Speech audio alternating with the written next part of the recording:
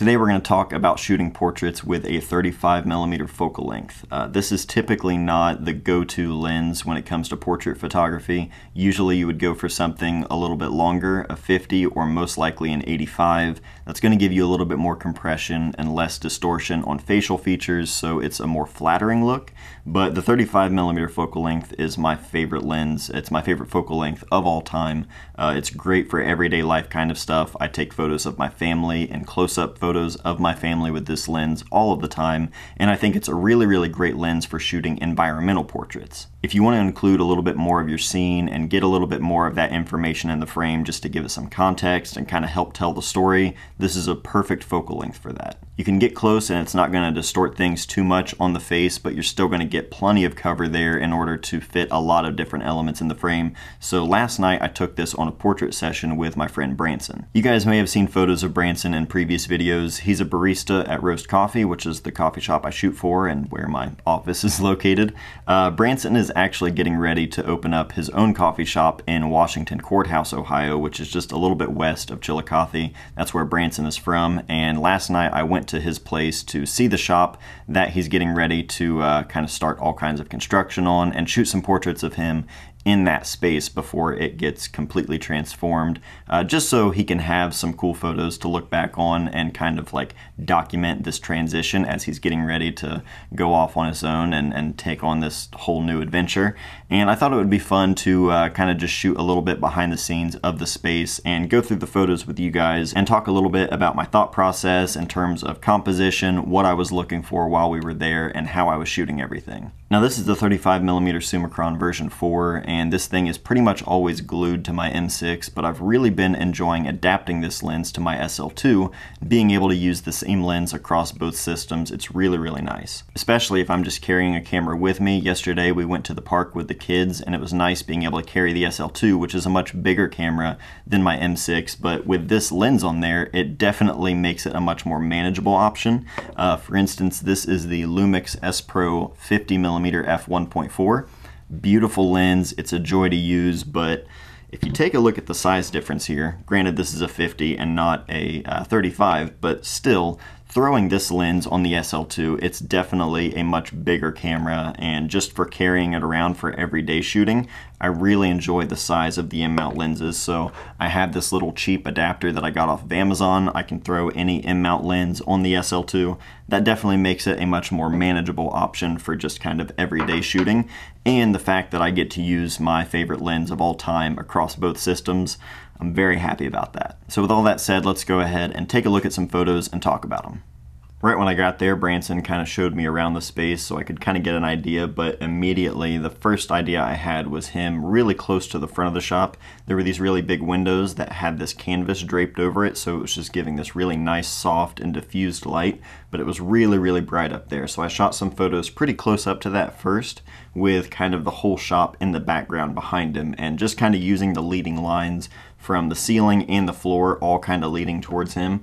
This was like the first immediate thought I had, and actually some of my favorite photos that we made. First I had him standing up for the portraits, and I shot a variety of portrait orientation and landscape orientation. It seems like the longer the lens is, the more inclined I am to use portrait orientation. Anytime I'm using a 50 or even longer, I'm usually trying to find compositions with a portrait orientation, but for some reason, I don't know if it's just because of the way we see and the way we kind of view the world through our eyes, and using a 35mm lens for everyday life, I find myself shooting a lot more landscape orientation with a 35 than I would with a 50 or anything longer than that. That being said, I think the portrait orientation works better for these particular photos. I really like the lines, again, from the floor and the ceiling kind of leading into him, and I had him sit down for a few, and I really like this pose here. I think the way his knee is propped up there with his arm resting on it, it kind of mirrors some of those diagonal leading lines, and I think this just works really well. And because of this focal length, I was able to get a lot of information in the photo there, especially up on the ceiling. All of that paint that's like chipping and flaking off If I were using a long lens, I would have missed all of that, and it wouldn't have had as much information to kind of tell the story of where he is and why he's there. Like I mentioned, the canvas covering up the front windows there, we were getting all of the shadows from the tree right outside the window as they were kind of moving along the canvas there, and I just thought that looked really interesting. I wanted to use that as a backdrop and completely backlight him for just this really high-key, high-contrast kind of look. It doesn't really tell the story of the space necessarily. I was more so just looking to shoot something here because I thought the light was really interesting. If I had some kind of like silver reflector in front of me to bounce some of that light back onto Branson, I think that would have worked really well. Silver especially, because it would have been just a little bit more of a punchy and higher contrast kind of light and not as soft as like just using a white reflector. I think that would have really added to just the overall like clarity and kind of punch of the photo, but still I think these are all right. A good candid one here of Branson laughing. I really like this one. Branson's always cracking jokes. It's funny in some of these photos, you know, he's got more of like a serious face, but if you ever see Branson, he's all smiles, always laughing, always joking around. So I had to get plenty of those photos as well. After that, I had him facing the window again and get up really, really close just to kind of add more of that catch light in the eyes from the window itself. And I really like how soft this light is, and I love these portraits. And I was shooting this at minimum focus distance, which on a rangefinder lens, that is going to be one of your trade-offs. If I were using a native L-mount lens, I'd be able to focus a lot closer, but by design, rangefinder lenses aren't going to be able to focus as close. So this is at 0.7 meters here, and honestly, with a 35mm lens, I probably wouldn't want to get much closer than that anyway, again just because of distortion and facial features and how they change as you get closer and closer with a wide-angle lens, but I think these work really well. He had these shop lights that were set up, you know, strictly for construction work, and I didn't want to use them to light Branson. I was really trying to focus on just taking photos of him using the available light and not make it look like I brought in a softbox or brought in, you know, a lighting kit in order to shoot portraits. So I tried to use them, but not the way I would typically use a softbox or a key light. So I actually had him backlit here. He had the lights turned on, and I had him just kind of setting on some of the lumber there, just basically kind of looking around at the space, kind of taking it all in. And I wanted to, again, kind of show the lights and show that it's in a work environment and not something that I brought in specifically to shoot portraits. And these aren't obviously your like close-up headshots. Again, this is more environmental, trying to tell the story of everything that's going on there. In some of these edits, I was trying to decide between black and white and color, which I have another video I'm working on specifically about that that's going to be up in a couple of weeks.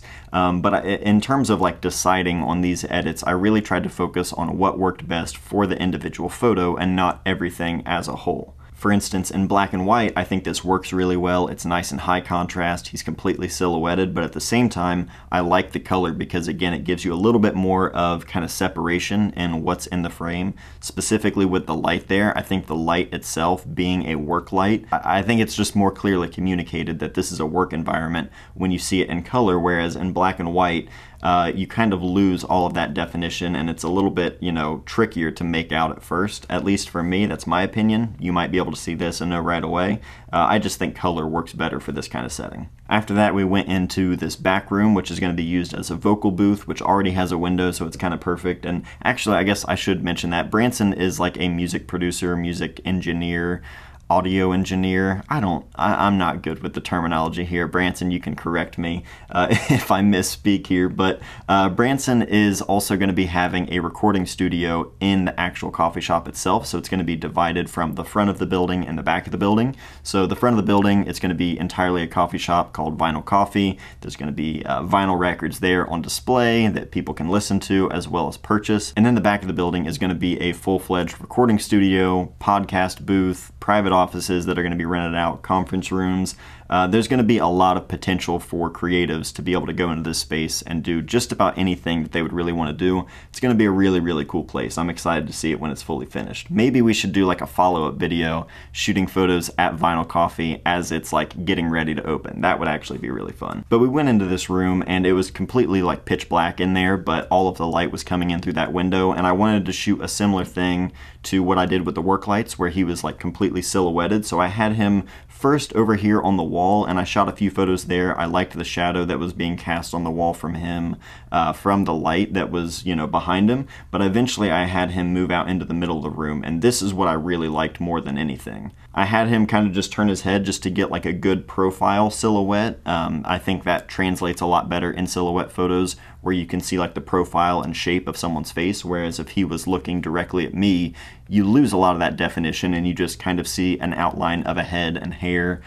Turning to the side, I think for silhouettes just works a lot better, and I was kind of playing around with like lens flares and things like that as the light was coming out just behind him, so I moved around a lot, tried to find just the right angles, but I really liked the way these turned out. It was like exactly what I had in my mind when he first kind of showed me around the space. And from there, we really just kind of walked around the rest of the space. He was sitting on some stairs here that was just outside of the vocal booth. I was trying to include in the frame some of the information of the building and the shape that it's in, because again, it's going to be completely overhauled. After that, we went back to the front of the building because I really wanted to shoot some portraits of him in front of this wall, because this is eventually going to become sort of a focal point for Vinyl Coffee. When you walk in, the wall itself is going to be covered in framed records, and there's going to be some nice seating there with a really nice record player set up, plenty of records to flip through, and this is going to be probably a very like commonly photographed spot in Vinyl Coffee, so I wanted to get a photo of it in this kind of state first. And the chair itself that Branson is sitting in, we had to include in some photos. He shared with me that, like a very close family friend,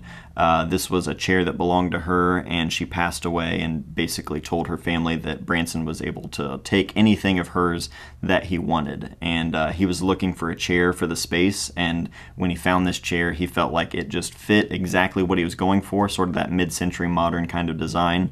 And the fact that it has such a close personal feeling to him, he definitely wanted to include that in the shop, which I thought was just incredible. So I love little details like that and being able to include that in photos. Other people might just see the chair and think he just found some old chair, but knowing the meaning behind it, and it was, you know, a chair that belonged to somebody that he was really close with, it's really, really special. So I wanted to get some photos of him in the chair and just of the chair itself. And I tried to work with a few different distances, so I shot some photos far back where you could see like the entire wall, which is going to be really good for sort of that before and after kind of look once the shop is actually completely done. But then I actually worked in a little bit closer and closer and shot some more like typical kind of minimum focus distance close-up portraits as well. And I actually really like the color here. I think that red on the wall just really pops and works really well with the skin tones, so I was actually happy with a lot of these color edits. After that, we went outside the shop to shoot some portraits of him out front, just because that's also going to be completely changed once everything is finished. And I wanted to include some photos of the bike. Branson is always on this bike, so anytime I'm around him, I'm usually shooting photos of him with the bike. It's a BMW bike. I have no idea what the specifics are, but it looks rad, so I love shooting photos of him with it. So we shot a couple here, kind of looking down Court Street where the shop is going to be located, and then we also shot some in front of the doorway as well. There was really hard sunlight, so it was kind of tricky to work with because I didn't want him to be like squinting so much and like just the sun burning his eyes. So I had him kind of turn his head a few different ways, and I wanted to kind of add a little bit of dimension. Getting in close, especially having things in the foreground, it kind of helps just add a little bit of depth. So I kind of had him like resting his arm up on the wall there on the corner of the doorway, and in the back you can see the 109 for the address of the shop. I wanted to include that as well, just little details that are a little bit more personal. So I really liked actually how these turned out. And that was pretty much it. We tried to shoot with the best available light and something that would actually tell the best story. After that, we actually went upstairs. He showed me the building above the shop, and we walked around inside there, and I realized I have to go back and shoot like an entire video going and shooting photos through this old building, which has sat empty since the 30s. So it's really, really bizarre to walk through. There's tons of paperwork from the 1930s and stuff. I would have like a field day just walking around making photos in that space. So we got to see this like right before I left, but I was like, okay, we're gonna come back to this for sure. So expect a video on that as well, sometime in the near future, hopefully. And those were my portraits with a 35mm lens. It was a lot of fun for me to shoot all of these with a 35. Typically in a setting like that, my immediate gut reaction would be to grab my 50mm. That's kind of like my sweet spot for portraits. I really like that because it gives me enough separation where if I want to completely throw things out of focus in the background and really isolate my subject, it's really good at that. But that's sort of why I really liked using the 35 in this instance, because I didn't want to lose all of that information in the background. I really wanted to focus on including as much information and as much of the surroundings as I could, just to again kind of tell that story of Branson being there and completely transforming this space. So I know it's not the ideal portrait focal length, but don't be afraid to try any focal length out for whatever it is you're shooting. Obviously, there are going to be certain lenses and certain focal lengths that are going to help whatever it is that you're shooting, and it might be a better fit or a more practical fit, but still, don't be afraid to just experiment and try things out and see what you like, because I think a lot of this really comes down to personal preference and how you use the lens to its advantage. That's going to be it for today, though. I hope you guys enjoyed this video. I'd love to hear any of your thoughts or opinions on the 35 for portraits or whatever focal length you like to use for portraits. Let me know in the comments down below. That's it for today, though. Thank you guys for everything. Love you guys, and I'll see you next time.